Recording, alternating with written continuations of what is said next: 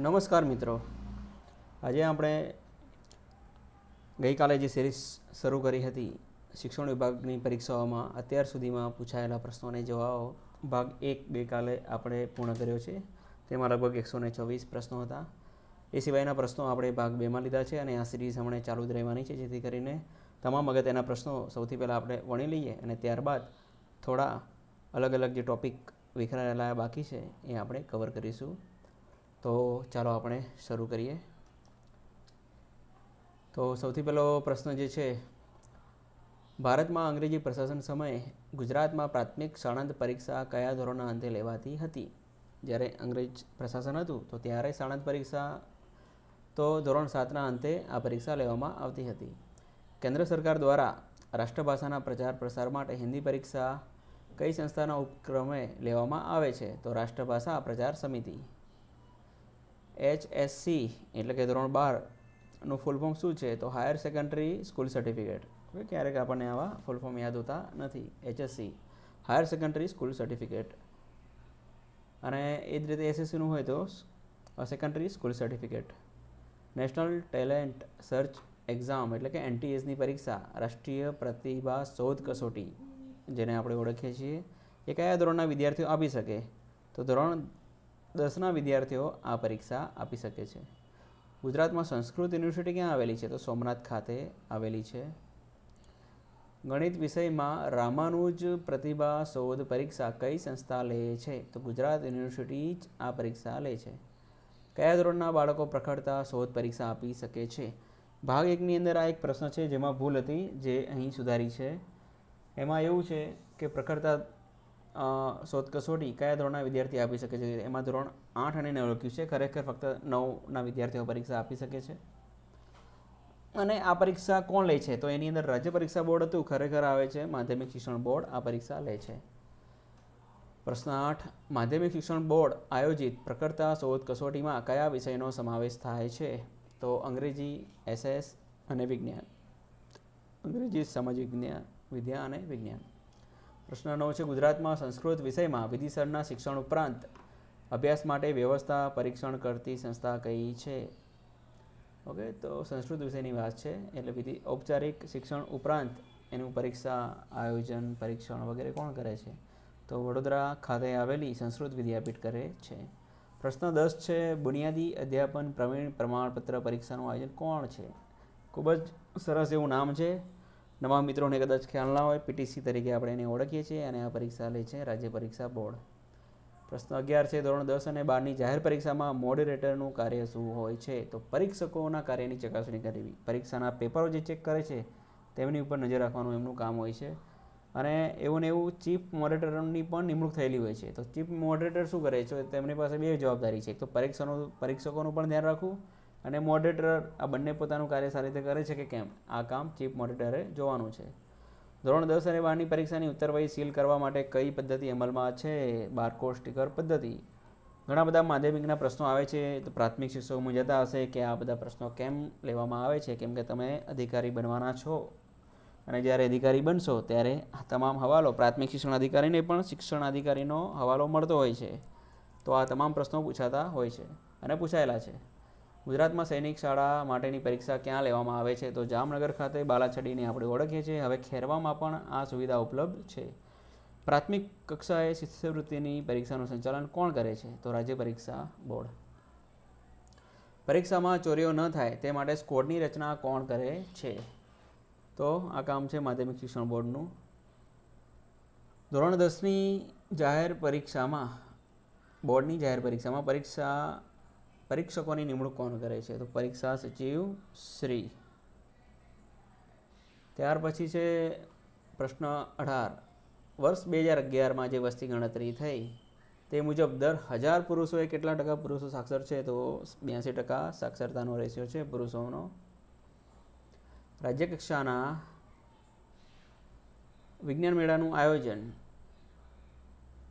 પ્રાથમિક, માધ્યમિક, ઉચ્ચતર માધ્યમિક વિભાગ માટે કોણ કરે છે? તો મધ્યાહન ભોજન યોજના કચેરી અને શાળાઓની કચેરી ગાંધીનગર દ્વારા આ થતું હોય છે. કોઈપણ શાળા માટે કાયમી દફતર કયું પત્રક ગણાય? તો એ છે વહીપત્રક એટલે કે GR રજિસ્ટર. પ્રાથમિક શાળામાં ફિક્સ પગારની સૌપ્રથમ કઈ યોજનાને સાકાર કરવામાં આવી હતી? તો બાલ ગુરુ યોજના. ગ્રામ શિક્ષણ સમિતિ એટલે કે વિલેજ એજ્યુકેશન કમિટીની સંકલ્પના કયા પ્રોજેક્ટમાં જોવા મળે છે? તો MLL 1995માં MLL આવ્યું, મિનિમમ લેવલ ઓફ લર્નિંગ. તો એની અંદર વિલેજ એજ્યુકેશન કમિટીની રચનાની વાત થઈ હતી શાળાઓને સાધન સંપન્ન કરવા માટે. ગુજરાતમાં પ્રવાસી શિક્ષકોની ભૂમિકા શું હોય છે? તો સ્થળાંતરિત થયેલા બાળકોને ભણાવવાની કામગીરી હોય છે. પ્રાથમિક શિક્ષણ સાર્વત્રિકરણ માટે રાષ્ટ્રીય કાર્યક્રમ કયો છે? સર્વ શિક્ષા અભિયાન, જેનું હાલમાં નામ ચેન્જ થયું છે સમગ્ર શિક્ષા અભિયાન મિશન. પ્રાથમિક શિક્ષણની ગુણવત્તા સુધારવા માટે કેન્દ્ર સરકારે કઈ સંસ્થાને મહત્વની જવાબદારી સોંપી છે? તો પ્રાથમિક ગુણવત્તાની વાત છે પ્રાથમિક શિક્ષણની, તો NCERT, અને સ્ટેટ લેવલે GCERT, SCERT હોય છે. PTC અને B.Ed જેવા કોલેજોને મંજૂરી આપવાનું કામ કઈ સંસ્થા કરે છે? તો NCTE, national council of teacher education. આપણે ખાસ ધ્યાન રાખીશું. અને ગુજરાતમાં એનો કયું ઝોન લાગુ પડે છે? તો ભોપાલ. શિક્ષણમાં નિરંતર શિક્ષણના મુખ્ય કેન્દ્ર સંચાલકને કયા નામે ઓળખવામાં આવે છે? તો પ્રેરક તરીકે. એક ભણેલો એકને ભણાવે એ સૂત્ર કયા કાર્યક્રમનું છે? તો પ્રૌઢ શિક્ષણનું છે. દૂરવર્તી શિક્ષણનો સૌપ્રથમ વિકલ્પ 1969માં કયા દેશે આપ્યો હતો? ઇંગ્લેન્ડે આપ્યો હતો. ભારતના બંધારણની કઈ કલમ મુજબ 6 થી 14 વર્ષના બાળકોને મફત, ફરજિયાત અને સાર્વત્રિક શિક્ષણનો હક છે? તો કલમ 45માં આ વાત થયેલી છે. ઈસવીસન 1970માં યુનેસ્કો દ્વારા કયા શહેરમાં વસ્તી શિક્ષણ અંગે આંતરરાષ્ટ્રીય કાર્યશિબિર યોજાઈ હતી? વસ્તી શિક્ષણ માટેની વાત છે બેંકોકમાં વર્ષ 1970માં યુનેસ્કો દ્વારા. IDCનું પૂરું નામ શું છે? તો integrated education for disabled children એનું નામ છે. WHOના મતે કેટલા વર્ષની વયની વ્યક્તિને તરુણ ગણવામાં આવે છે? તો તરુણની વ્યાખ્યા પણ અલગ અલગ સંસ્થા દ્વારા અલગ અલગ થયેલી છે. તો WHOના મતે 10 થી 19 વર્ષના બાળકને તેઓ તરુણ માને છે. ઈસવીસન 1999થી IEDCનું સંચાલન કોણ કરે છે? GCERT કરે છે. IEDC શું છે? તો એ વિકલાંગની વાત છે, integrated education for disabled children.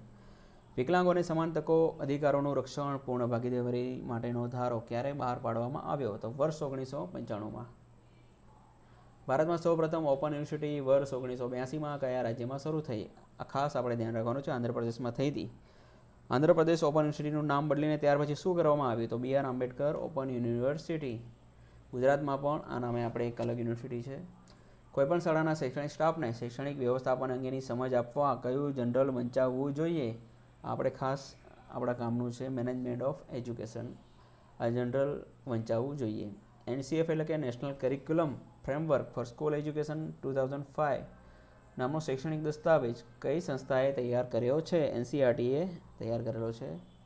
National knowledge કમિશનની રચના ક્યારે કરવામાં આવી? વર્ષ 2005માં 13મી જૂને. નેશનલ નોલેજ કમિશનની નોડલ એજન્સી તરીકે કઈ સંસ્થા કામ કરતી હતી? આયોજન પંચ એટલે કે પ્લાનિંગ કમિશન. હાલ નીતિ આયોગ આ કામ કરે છે. શિક્ષણના ફલિતાર્થો માટે શિક્ષક પ્રશિક્ષક માટે નેશનલ નોલેજ કમિશને કયું પોર્ટલ બનાવ્યું છે? તો એ સમયે ટીચર ઓફ ઇન્ડિયા નામનું પોર્ટલ બનાવેલું હતું. પ્રાથમિક શાળાઓને સાધન સંપન્ન કરવા 1986ની શિક્ષણ નીતિમાં કઈ એક પરિયોજના બનાવાઈ હતી? ઓપરેશન બ્લેક બોર્ડ યોજના, અને એનો અમલ થયો હતો 1995થી. રાષ્ટ્રીય શિક્ષણ નીતિ 1986 કે જેના પર ભાર મૂક્યો તે IASE. ઓકે, એ સંસ્થા કયું કાર્ય કરે છે? તો IASE એટલે શું? Institution of advance studies in education એનું ફૂલ ફોર્મ છે. તેમનું કામ છે શિક્ષકોને સેવાકાલીન શિક્ષણ આપવું. 45 રાષ્ટ્રીય શિક્ષણ નીતિની 1986ની રાષ્ટ્રીય શિક્ષણ નીતિ મુજબ વિવિધ વિષયોના અભ્યાસક્રમોને શીખવવા કયો અભિગમ યથાર્થ છે? તો જે તે વિષયના હાર્દરૂપ તત્વોને સમજવાનો અભિગમ. કયા આયોગે શિક્ષણ સંસ્થાનોના શૈક્ષણિક અભિગમો અને શિક્ષણ પ્રક્રિયાઓ વચ્ચેના અંતર થકી કતરતા જતા ધોરણને ધ્યાનમાં લઈ શાળા સ્કૂલ સંકુલનો ખ્યાલ આપ્યો? તો આ વાત શાળા સ્કૂલ સંકુલની વાત કરી હતી કોઠારી કમિશને 1964-66માં. એના અધ્યક્ષ હતા દૌલતસિંહ કોઠારી. જો કોઈ જિલ્લામાં 40 શાળાઓનું એક જૂથ બનાવવામાં આવ્યું હોય તો તેને શાળા સંકુલની પરિભાષામાં શું કહેવામાં આવે છે? 40 શાળાઓનું એક જૂથ થાય તો તેને શાળા સંકુલની પરીક્ષામાં નોડલ શાળા કહેવાય. મુદલિયાર કમિશનની ભલામણથી કઈ સંસ્થાની સ્થાપના થઈ? મુદલિયાર કમિશનને આપણે માધ્યમિક શિક્ષણ પંચ તરીકે પણ ઓળખીએ છીએ. 1952-53ની આ વાત છે. અને એની ભલામણોથી AICSE એટલે કે all India council of secondary education સંસ્થાની સ્થાપના થઈ હતી. 49મો પ્રશ્ન છે, કોઠારી કમિશને પોતાનો અહેવાલ ભારતના શિક્ષણ મંત્રાલયને ક્યારે સુપ્રત કર્યો? કોઠારી કમિશન એટલે કે 1964-66માં એ પૂર્ણ થયો હતો. પ્રોફેસર દૌલતસિંહ કોઠારી તેમના અધ્યક્ષ હતા. 66માં પૂરો થયો એટલે આપણે 66ની સાલ તો યાદ છે, 1966માં આપ્યો હશે, પણ કઈ તારીખ? તો 20મી જૂને. 1977માં કયા આશયથી શ્રી ઈશ્વરભાઈ પટેલ સમિતિની રચના થઈ હતી? તો અભ્યાસક્રમની પૂર્ણ ચકાસણી કરવા માટે ઈશ્વરભાઈ પટેલ સમિતિની રચના થઈ. ભારતમાં નેશનલ ઓપન યુનિવર્સિટીની ભલામણ કઈ કમિટીએ કરી હતી? ઓકે, તો આ નેશનલ યુનિવર્સિટીની સ્થાપના તો થઈ, નેશનલ ઓપન યુનિવર્સિટીની, પણ કોની ભલામણ હતી? ક્યાંક તો એનો ઉલ્લેખ કરવામાં આવ્યો હશે, તો જી પાર્થ સારથી સમિતિની રચના થઈ હતી. એની ભલામણના આધારે ભારત દેશમાં નેશનલ ઓપન યુનિવર્સિટી કન્સેપ્ટ બન્યો. 1962-82માં ભારતમાં સૌ પ્રથમ ઓપન યુનિવર્સિટીની સ્થાપના કયા રાજ્યમાં કરવામાં આવી? ઓકે, આ રિપીટ થયો છે આંધ્રપ્રદેશમાં. એનું નામ છે BR આંબેડકર ઓપન યુનિવર્સિટી. 21મી સદીના શિક્ષણ માટેનો અહેવાલ આપનાર આંતરરાષ્ટ્રીય આયોગનું નામ શું છે? ઓકે, આ ખૂબ જ અગત્યના પ્રશ્નો છે. ડેલોર્સ કમિશન. ઓકે, શિક્ષણ માટેનો અહેવાલ 21મી સદીના શિક્ષણ માટે આંતરરાષ્ટ્રીય આયોગ ડેલોર્સ કમિશન. વર્ષ 1972માં જીવન માટેનું શિક્ષણ, આ સૂત્રનું નેતૃત્વ કરનાર કોણ હતું? 1972ની વાત છે, અને જીવન માટેનું શિક્ષણ આ કન્સેપ્ટ કોણ લાવ્યું? તો ફ્રાન્સના ભૂતપૂર્વ વડાપ્રધાન અને શિક્ષણ પ્રધાન એડગર ગોર. ડેલોર્સ કમિશને આપેલા 21મી સદીના શિક્ષણના અહેવાલની ઓળખ એટલે શું? ઓકે, તો એનું જે સાહિત્ય અહેવાલ જેને આપણે કહીએ છીએ, તો એનું મેન હાર્દ, એનું ટાઇટલ શું છે? તો learning the treasure within. Okay, ભીતરનો ખજાનો.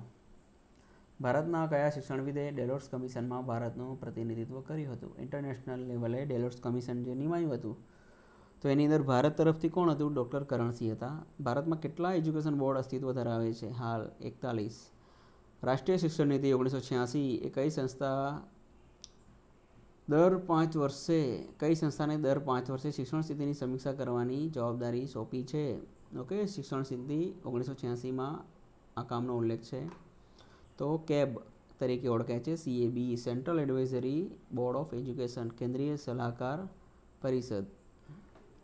મુદલિયાર કમિશન એટલે કે માધ્યમિક શિક્ષણ પંચ કયા વર્ષમાં નિમાયું? 1952-53માં. કોઈ કારણસર ઉચ્ચતર માધ્યમિક શાળાના શિક્ષકને જો નોકરીમાંથી બરતરફ કરવાની સ્થિતિ સર્જાય તો મેન્યુઅલની કઈ કલમ હેઠળ કાર્યવાહી કરવામાં આવે છે? ધ એજ્યુકેશન મેન્યુઅલની કલમ 14 મુજબ. ધ એજ્યુકેશન મેન્યુઅલમાં કુલ કેટલા પ્રકરણ છે? તો એમાં કુલ 12 પ્રકરણો છે. જિલ્લા શિક્ષણ સમિતિ સંચાલિત કેટલી શાળાઓનું નિરીક્ષણ જિલ્લા પ્રાથમિક શિક્ષણાધિકારી કચેરી દ્વારા કરવામાં આવતું હોય છે? 10%. મદદનીશ શિક્ષણ નિરીક્ષક એક વર્ષમાં કેટલા દિવસ શૈક્ષણિક અથવા વહીવટી પ્રવાસ કરી શકે છે? ઓકે, તો રજા અને બધું કાપતા 210 દિવસ મેક્સિમમ વધતા હોય છે, તો એટલા દિવસ જ કરી શકે. વિજ્ઞાન શિક્ષણનું સાહિત્ય તૈયાર કરવા માટે NCERT કઈ સંસ્થાની મદદ લે છે? તો યુનેસ્કોની મદદ લે છે. National science talent research scheme કઈ સંસ્થા ચલાવે છે? તો NCERT, national science talent research scheme. શાળા કાર્યાલય એ શાળાનું મજ્જાતંત્ર છે, આ વિધાન કોણે કર્યું હતું? ડૉક્ટર મુખર્જીએ. શાળા કાર્યાલય એટલે કે શાળાની ઓફિસ એટલે કે આચાર્યની વાત છે. શિક્ષણ જગતની પ્રસિદ્ધ કૃતિ અંગદનો પગના લેખક કોણ છે? હરેશ ધોળકિયા. ગુજરાતની સંસ્થાઓએ B.Ed કોલેજ શરૂ કરવા માટે national council of teacher education એટલે કે NCTE એના કયા ઝોનમાંથી મંજૂરી મેળવવાની હોય છે? તો જેમ આપણે વાત કરીએ, NCTEની અલગ અલગ શાખાઓ હોય છે, અલગ અલગ ઝોન હોય છે, જેમાં 4 થી 5 રાજ્યો કે વધારે રાજ્યોનો સમાવેશ હોય છે. આપણું જે ઝોન છે એ ભોપાલ લાગુ પડે છે, તો આપણી સંસ્થાઓએ PTC કે B.Edની મંજૂરી લેવા માટે ભોપાલ NCTEની ભોપાલ કચેરીએ જવું પડે. માધ્યમિક શિક્ષણ બોર્ડની શાળાનું રજિસ્ટ્રેશન કરી આપતી અને મંજૂરી આપતી સમિતિ કઈ છે? ઓકે, બોર્ડની શાળાનું રજિસ્ટ્રેશનની વાત છે, તો કારોબારી સમિતિ પાસે આ પાવર હોય છે. શિક્ષકને તેની નોકરીના દરેક વર્ષમાં કેટલી અર્ધ પગારી રજાઓ મળવાપાત્ર હોય છે? આપણને ખ્યાલ છે, 20 રજા હોય છે, એને મેડિકલ તરીકે કન્વર્ટ કરીએ તો 10 રજા મળવાપાત્ર હોય છે, અને જો જમા થાય તો 300 પગાર સુધી આપણને રોકડ મળતી હોય છે. અનુદાન એટલે કે ગ્રાન્ટ સંબંધી ઇન્ટિગ્રેશન કમિટી કોના વડપણ હેઠળ રચાઈ હતી? શ્રી લાલભાઈ દેસાઈ હેઠળ. માધ્યમિક શિક્ષણ અધિનિયમ 1972 છે અને 1974 પણ છે. તો 1972 સંદર્ભે ઓકે, તો શું થયું હતું? ગ્રાન્ટ ઇન એડ કાયદાની મર્યાદા. અચ્છા, એ કાયદો બનાવ્યો કેમ હતો એની વાત છે. માધ્યમિક શિક્ષણ અધિનિયમ 1972 કેમ બનાવવો પડ્યો? કયા સંદર્ભે ઘડાયો હતો? તો ગ્રાન્ટેડ એડનો જે કાયદો બન્યો હતો એની મર્યાદા દૂર કરવા માટે માધ્યમિક શિક્ષણ અધિનિયમ 1974 હેઠળ કઈ સંસ્થાની રચના કરવામાં આવે છે? તો માધ્યમિક શિક્ષણ ટ્રિબ્યુનલ. માધ્યમિક શિક્ષણ ધારાની કઈ કલમ શિક્ષકની નોકરીને સલામતી આપે છે? કલમ 36. સમગ્ર નોકરી દરમિયાન કેટલા માસની અસાધારણ રજા મળવાપાત્ર છે? તો આ 3 વર્ષ મેક્સિમમ હોય છે, એટલે કે 36 માસ. કઈ તારીખથી નિમણૂક પામનાર કર્મચારીને 3 બાળકો હયાત હોય તો પ્રવાસ ભથ્થું મળવાપાત્ર નથી? 1 એપ્રિલ 1989 પછી જે પણ કર્મચારી લાગે તેમને આ કાયદો લાગે છે. સામાન્ય ભવિષ્ય નિધિમાં એટલે કે CPFમાં દર મહિને કર્મચારીના પગારનો કેટલો ભાગ ફરજિયાતપણે કપાત કરવાનો હોય છે? તો મૂળ પગારના 10%. ભારતના બંધારણના કયા અનુચ્છેદ હેઠળ સરકારી કર્મચારીના પગાર, ભથ્થા, રજા અને પેન્શન જેવા સેવા સદનના નિયમો બનાવેલા છે? અનુચ્છેદ 309 હેઠળ. ગ્રેજ્યુએટી ગણતરી માટે કયો પગાર ગણતરીમાં લેવામાં આવે છે? ઓકે, તો નિવૃત્તિ થતી વેળાનો મૂળ પગાર જોવામાં આવે છે. ગુજરાતમાં કયા વર્ષથી માધ્યમિક શિક્ષણ બોર્ડ અને ઉચ્ચતર માધ્યમિક શિક્ષણ બોર્ડ સંયુક્ત બનાવાયું છે? તો વર્ષ 2003થી. ગુજરાત માધ્યમિક શિક્ષણ બોર્ડ અને ઉચ્ચતર માધ્યમિક શિક્ષણ બોર્ડમાં હોદ્દાની રૂએ કેટલા સભ્યો હોય છે? તો 16 સભ્યો હોય છે. 1985માં વ્યાવસાયિક શિક્ષણના કાર્ય જૂથની અધ્યક્ષતા કોણે કરી હતી? 1985માં વ્યવસાયિક શિક્ષણ કાર્ય જૂથની વાત છે, તો તેના અધ્યક્ષતા ડૉક્ટર VC કુલંદસ્વામી. શિક્ષણ ક્ષેત્રે LBDQ ઉપકરણ કોણે તૈયાર કર્યું હતું? ઓકે, આ ઉપકરણ હેલ્બિન અને વિનરે તૈયાર કર્યું હતું. LBDQ એટલે વિનર્સ બિહેવિયર ડિસ્ક્રિપ્શન ક્વેશ્ચનર. હેલ્બિન અને winner. Inspector deputy education inspector કોના હસ્તક કાર્ય કરે છે? ઓકે, EI જઈને કે આપણે કહીએ છીએ એજ્યુકેશનલ ઇન્સ્પેક્ટર, તો જિલ્લા શિક્ષણાધિકારી કચેરી હસ્તક તેઓ કામ કરતા હોય છે. કેન્દ્રીય શિક્ષણ સલાહકાર બોર્ડના ચેરમેન તરીકે કોણ ફરજ બજાવે છે? તો આ શું છે? તો કેબની જે વાત કરી હતી, central advisory board of education, તેના ચેરમેન હોય છે કેન્દ્રીય શિક્ષણ મંત્રી એટલે કે માનવ સંસાધન વિકાસ મંત્રી. દરેક રાજ્યના શિક્ષણ પ્રધાન કઈ સમિતિના સભ્યો હોય છે? તો કેબના. Okay, central education advisory board, તેમાં દરેક રાજ્યના શિક્ષણ પ્રધાન એ હોદ્દાની રૂએ સમિતિના સભ્યો હોય છે. કઈ સમિતિ ટેકનિકલ કોલેજને માન્યતા પ્રદાન કરવાનું મહત્વનું કાર્ય કરે છે? ટેકનિકલ કોલેજને મંજૂરી આપે છે AICTE એટલે કે all India council of technical education. GCERT સંસ્થા અમદાવાદથી ગાંધીનગર કયા વર્ષે તબદીલ થઈ? તો આ સંસ્થા પહેલાં અમદાવાદમાં હતી. 1997માં ગાંધીનગર ખાતે તેનું સ્થળાંતર થયું હતું. GCERTનું જે હાલનું મેગેઝિન છે જીવન શિક્ષણ, તો એની પહેલાં એનું મૂળ નામ શું હતું, એનું મૂળ સ્વરૂપ શું હતું? તો એને શાળાપત્ર તરીકે ઓળખવામાં આવતું હતું. ત્યાર પછી એને જીવન શિક્ષણ તરીકે અપગ્રેડ કરવામાં આવ્યું. SIE એટલે કે સ્ટેટ ઇન્સ્ટિટ્યૂટ ઓફ એજ્યુકેશન, રાજ્ય શિક્ષણ ભવનની સ્થાપના સૌપ્રથમ કયા સ્થળે થઈ હતી? તો જે GCERT હતું એનું પહેલાં જે નામ હતું એ SIE હતું, સ્ટેટ ઇન્સ્ટિટ્યૂટ ઓફ એજ્યુકેશન. અમદાવાદમાં વર્ષ 1962માં એની સ્થાપના થઈ હતી અને પછી 1997માં એનું ટ્રાન્સફર થઈ ગાંધીનગર. વર્ષ 1988માં રાજ્ય શિક્ષણ ભવન કામગીરીનું વિસ્તરણ કરીને કયા નામે અપગ્રેડ કરવામાં આવી હતી? GCERT. એટલે 1962માં SIE state institute of education તરીકે એની સ્થાપના થઈ. 1988માં એનું નામકરણ થયું, GCERT નામ થયું, અને 1997માં એનું સ્થળ ફેરફાર થયો. આ 3 ઘટના કન્ટિન્યુ છે. વિકલાંગોના સંદર્ભે IEDE સંસ્થાનું સંચાલન કોના નિયંત્રણ હેઠળ હોય છે? GCERT અંતર્ગત. દરેક નાગરિકને માહિતી મેળવવાનો અધિકાર છે, આવો ઠરાવ 1966માં કોણે કર્યો હતો? યુનોએ, યુનાઇટેડ નેશન ઓર્ગેનાઇઝેશન્સ. ભારતમાં માહિતી અધિકાર અધિનિયમ ક્યારથી અમલી બન્યો છે? 2005 તો આપણને ખ્યાલ છે, પણ તારીખ આપણે ભૂલી જઈએ છીએ, 12મી ઓક્ટોબર. માહિતીના કારણે કોઈ વ્યક્તિના જીવન વિકાસને અસર થતી હોય ત્યારે ફી ભર્યા બાદ કેટલા સમયમાં માહિતી પૂરી પાડવાની જોગવાઈ છે? 48 કલાકમાં એટલે કે 2 દિવસમાં. શિક્ષણશાસ્ત્રી જોન ડુઈની ત્રિધ્રુવીય શિક્ષણ પ્રક્રિયામાં કોનો સમાવેશ થાય છે? શિક્ષક, વિદ્યાર્થી અને સમાજ. કેળવણી પ્રક્રિયાનું પરિણામ એટલે શું? તો કેળવણીની નીપજ. 3 R's, ઓકે, 3 R એટલે શું? તો રીડિંગ, રાઇટિંગ અને એરિથમેટિક. નઈ તાલીમ એટલે કે બુનિયાદી શિક્ષણમાં 3H એટલે શું? હેન્ડ, હાર્ટ અને હેડ. હાથ, હૃદય અને આપણું મસ્તિષ્ક.